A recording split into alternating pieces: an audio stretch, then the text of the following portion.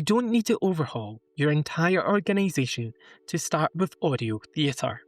But before we talk about how to start, let me be clear about what we mean by audio theatre.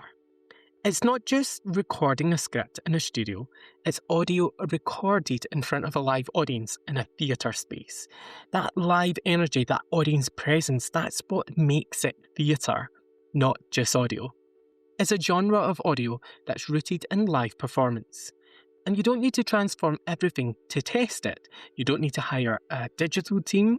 You don't need to build a platform. You don't need to commit to a 5-year strategy before you've tested whether this works for your venue. You just need one project, one test, one opportunity to learn. Maybe it's a comedy night you've already programmed. Maybe it's a live music performance. Maybe it's an offer event that's already in your season. Maybe it's a script in hand reading of new writing. Whatever you're already doing well, that's where you start. Welcome back to Notes from the Grey Hill. I'm Barry, and today we're talking about how to start small, test smart, and build confidence before you commit to anything bigger. This isn't about transformation, it's about experimentation, and the best experiments are the ones that use what you already have. Let me give you some examples of where venues are starting, because there's no single right answer. It depends on your programming, your strengths, and what your team already knows how to do it well. If you program comedy, you already know how to fill a room. Comedians tour, the audience follows them. Record the performance, and that comedian now has a product they can sell when they're on tour to other venues. They've added value to their booking, and you've created a recording that reaches people beyond your catchment area. That's low technical complexity, familiar territory, and a clear audience. If you're programming a music performance, it sells well. You record it, either as a one-off performance or as part of a short run. Now you can offer that an album as a download. The musician gets ongoing income from the performance that would have disappeared after one night. You've extended the value of that performance. Again, low complexity, familiar format, built-in audience. For some venues, offer talks, book launches, writer interviews. Your literary team already creates these. They already know which offers draw an audience, record the event, pair it with an ebook of the offer's work, offer it as a bundle. People who couldn't attend get access, the offer gets a new income stream, and your literary programming becomes a year-round digital content, not just one-night events.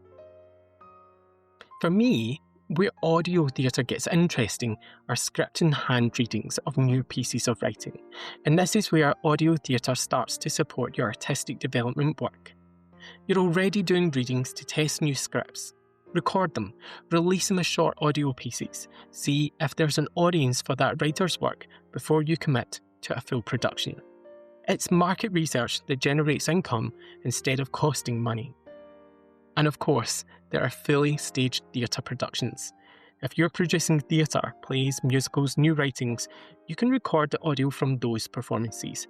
The set, the costumes, the full production value, all of that is there for the live performance. But the audio captures the performance in a way that extends its life beyond the run.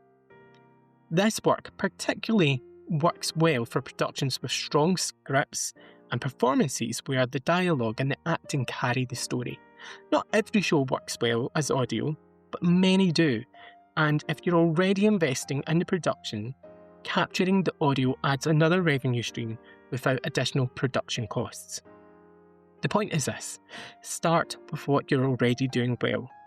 Don't try to invent a new art form or a new format. Take something you know that works well live and extend it digitally. Now, these are examples to illustrate different starting points. Whatever format you choose, comedy, music, literary events, scripts and hand readings, you know proper artist agreements and union-approved contracts are needed in place before you record anything. So, these are your options for starting. But before you choose one, let me set some realistic expectations about timescales and what this journey actually looks like. Now, let me be honest about where we are with audio theatre in the UK. This model is where theatres commission and sell their audio content with fair contracts and union alignment. It's still early, it's still new, and that's actually an advantage if you start now.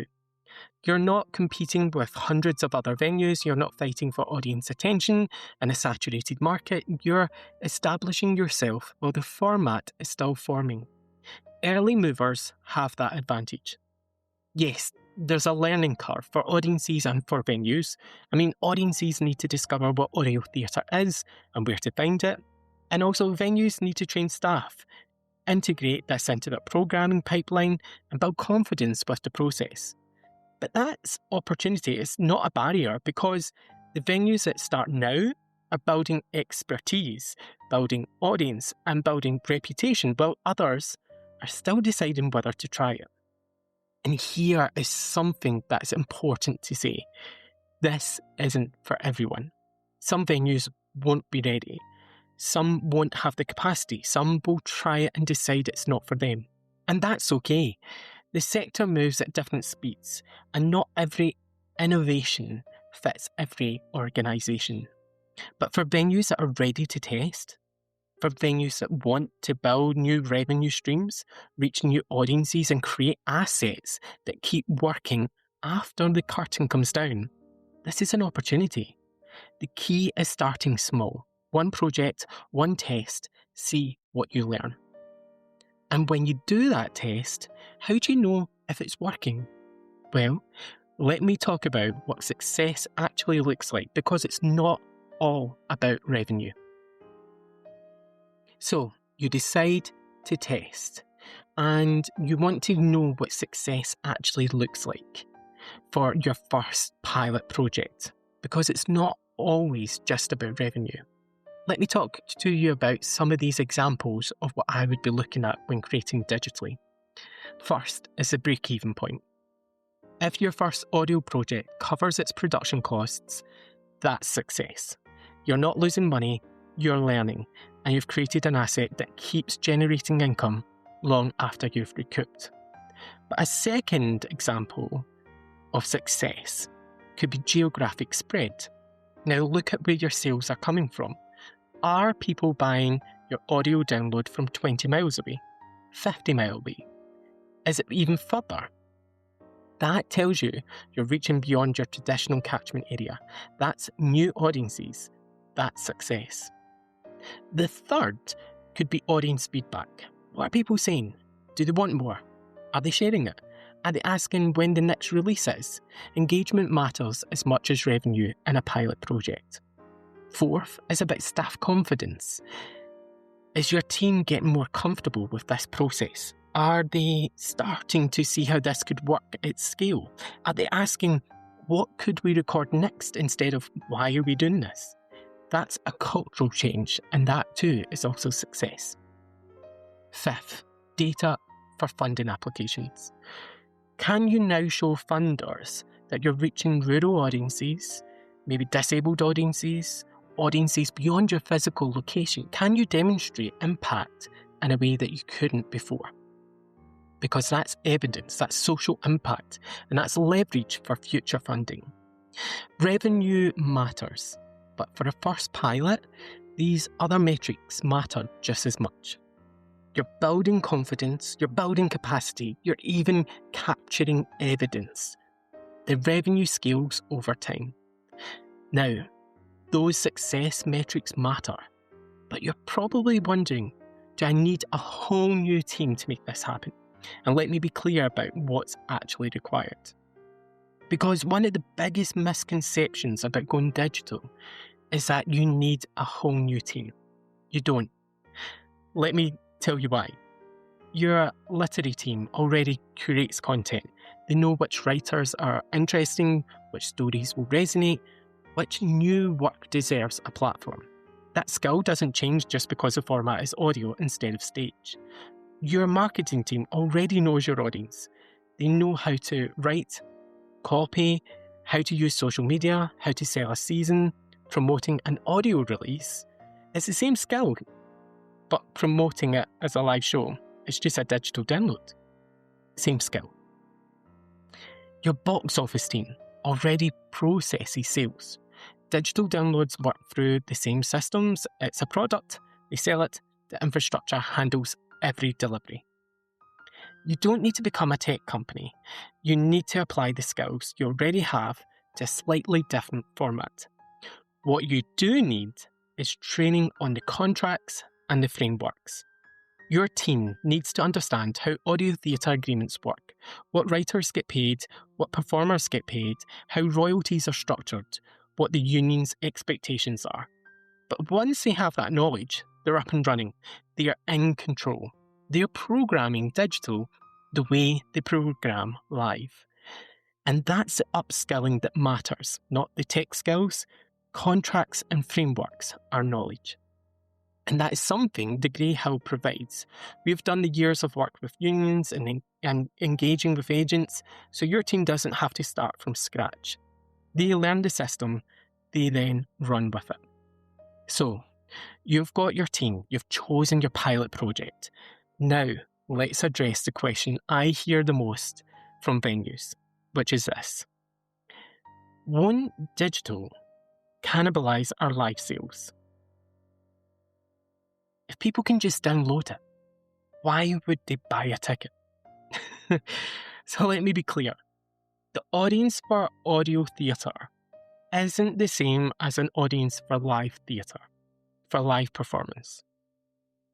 People who want to be in the room, who want the live experience, who value that communal moment, they're still buying tickets. Audio doesn't replace that. Audio captures the people who cannot be there, who cannot travel, who can't afford the ticket, who can't make that specific date, who can't physically access the venue. It's additive. It's not competitive. But here's where it gets interesting. Digital and live can support each other. Venues are exploring different models. Some are thinking about how digital adds value to ticket purchases. Some are using digital to build audiences for live work, and some are treating them as completely separate products. There is no single answer. It depends on your programming, your audience, and what you're trying to achieve. The key is understanding that these aren't competing formats. They're complementary. They serve different needs. And when you do both well, you're reaching more people and generating more sustainable income. Which brings me to the practical question you're probably now asking. How do I actually do this? How do I sell downloads, host files, and process payments? And that's where the Grey Hill comes in. We handle the infrastructure, a digital storefront where customers can purchase and download your audio files and ebooks, secure file hosting and delivery and payment processing. You don't build the technology, you use it. Your team focuses on curating and creating content, commissioning writers, recording performances, programming events, and we handle the technical side, the store, the app, the hosting, the delivery to customers. That's the barrier we've removed for the theatre industry. You don't need to become a tech company to do this. And here's something else that matters.